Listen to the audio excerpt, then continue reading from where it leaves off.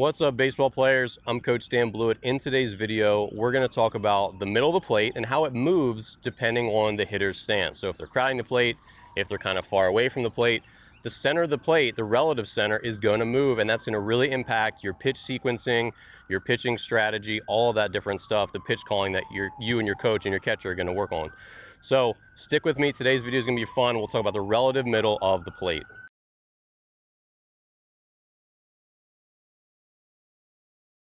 All right, so if you're new here, I'm Coach Dan Blewett. I'm a former pro pitcher. I love talking about pitching strategy, mindset, all that good stuff. So if you're new to the channel, definitely stick around, subscribe, hit the notification bell, check out my books and all this other stuff in the description because I've got a lot of resources to help you as a ball player. All right, so let's get going. Number one, you can see here the batter's box here on this field is a pretty multi-use field. The batter's box is yellow, so just keep that in mind. Number one, I've set up, this is on the inner corner, this is on the outer corner, this is in the middle of the plate. So when I have a typical stance in the batter's box, which is I've got a little bit of room, maybe like 4 or 6 inches, something like that, from toe to the line, this is the standard setup, and I'm using a fungo bat here, but still, you know, this is going to put my barrel in the middle of the plate, you know, when you throw one down there. And that's what you typically line up for. Most hitters have found that sort of not too close, not too far stance that allows them to drive the pitches that they should drive, which are in the middle of the plate, right? Especially the inner half. Middle, inner half are typically every hitter's happy zone. So outer third pitches, inner third pitches, they take a lot more timing. So if I'm gonna hit this pitch, which is on the inner third, it's not really on the inner corner, really this is the inner third, I've got to get my barrel all the way out here to hit this solid right there. If I'm making contact here, I'm going to hit it lower, closer to my trademark, and I'm not going to hit that ball very hard. The opposite's true with a outer third pitch. I've got to wait on that thing, and I've got to hit it deeper on the plate to drive it and get barrel. That's critical to understand. So number one, with the middle of the plate, you're always saying middle of the plate in your mind based on a typical hitter's stance, which is, again, he's not crowding it, he's not too far away, and you know what that looks like. I don't have to go into it too much. But basically, if I move and I'm one of those hitters that crowds the plate, is the middle still the middle to me? No, it's not. Now, as I take my stance, my barrel lives that same 4 or 6 inches farther out compared to a hitter that has a normal stance. So let's move the relative middle of the plate, those same 4 inches or so, and what you'll get is this. Now, to this hitter, the middle of the plate is essentially the outer third, more like the outer, between like the outer half and the outer third. That's critical to understand because guess what? Lots of pitchers and lots of coaches love pitching away.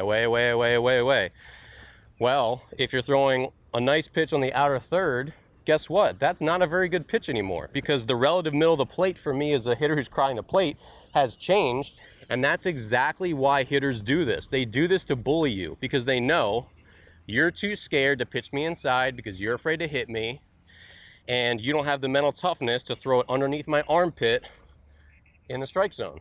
That's what happens. That's how, I mean, I know for a fact because I felt that way in the past too as a pitcher, and then I got over it, started hitting some guys, and my whole life changed.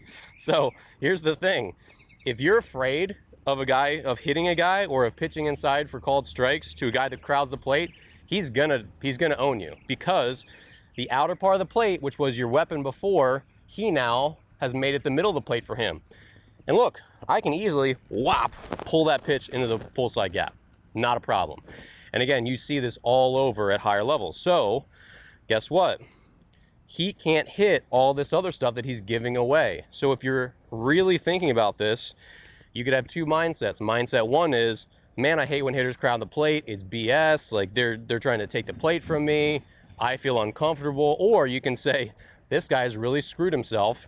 I now own him because he has zero chance of getting around on even an inner third fastball because he's got to get his barrel all the way out here to hit this pitch on the inner third that's a called strike. And then guess what? If I make contact on my barrel here, that ball's foul. 100% of the time, this ball's foul. The only balls that he can keep fair are balls that he gets jammed on, or if he's some sort of magician about like getting his hands inside the ball like Derek Jeter. So in almost all situations, hard stuff in is going to ruin the hitter who crowds the plate. And we know that, right? Like we know that. So here's the thing. Your strategy is going to change if you see someone crowd the plate. Now, the opposite is going to be true if you are really far from the plate. And you don't see this very much. Hitters don't tend to do this because they have an awareness, and that's probably even a little generous.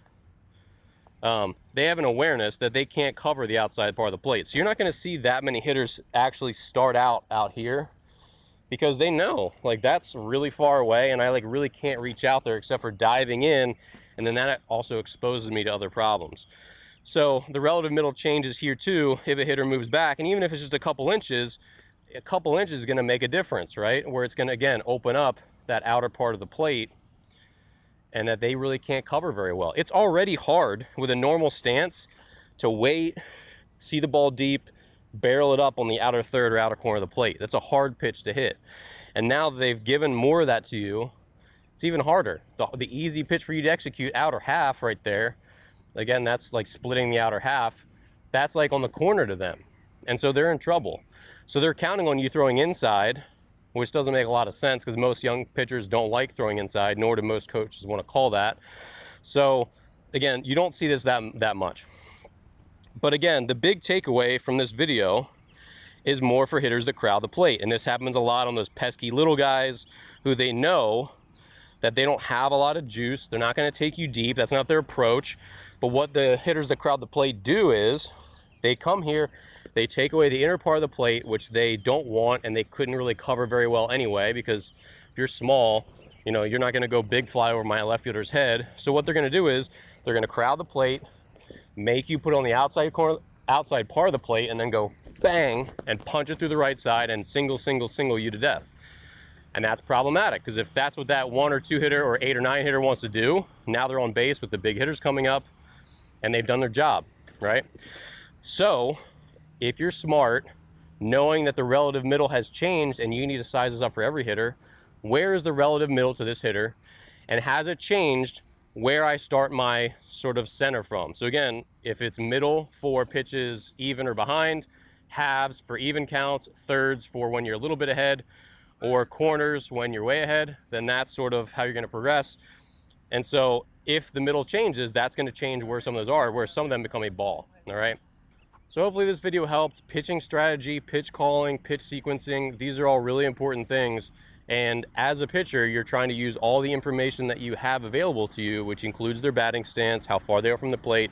You're trying to use all that stuff to give you good ideas of what pitch should come next and what pitches that a hitter is not going to be able to turn around and hit hard against you, okay? Thanks for watching. Again, check out the description below. You'll find my books, my other videos, other resources, my online courses.